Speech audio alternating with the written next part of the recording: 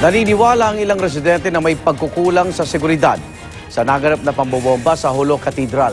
Pero gita mga sundalo, walang security lapse. May unang balita si Marisol Abdurrahman live. Marisol.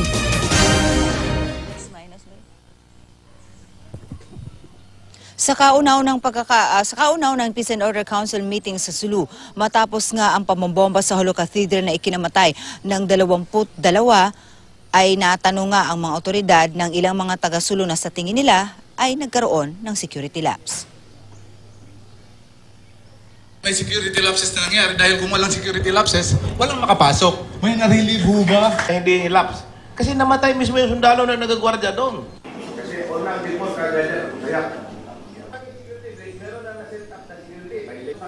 Sagot ng Joint Task Force Sulu, walang nangyaring security lapse. 5 sundalo nga raw ang namatay. Pero mismong si Sulu Governor Abdusacortan II Amenadong Silaman ay may pagkukulang din. Ang pangyayari, itinuturing ng case closed ng PNP matapos sampahan ng patong-patong na kaso ang ilan sa mga sangkot sa pagpapasabog kasama na nga rito si Kama. Pero kahit sarado na ang kaso, mahigpit pa rin ang seguridad sa Jolo. May mga impormasyon kasi na may mga nakakalat pa rin mga IED kaya tuloy-tuloy pa rin ang operasyon ng militar at pulis. Nagkalat ang mga sundalo. Isa-isang chinecheck ang mga sasakyang palabas at papasok ng Jolo.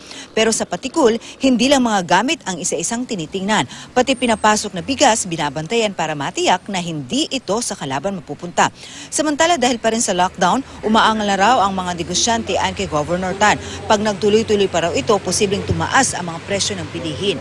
Tuloy naman ang pagtugi sa iba pang suspect sa twin bombing, gayon din ang operasyon sa Abu Sayyaf.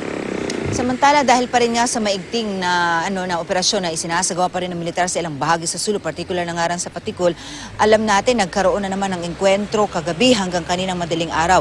Inaantabayan na lamang natin ang update na ibibigay sa atin maya-maya ng Joint Task Force Sulu. Samantala, kung gaano kahigpit ang security na ipinapatupad sa buong probinsya, hindi lamang dito sa Jolo, at kung kailan yan tatagal, hindi pa raw yan masabi ng militar. Balik sa inyo. Maraming salamat, Marisol Abdurrahman.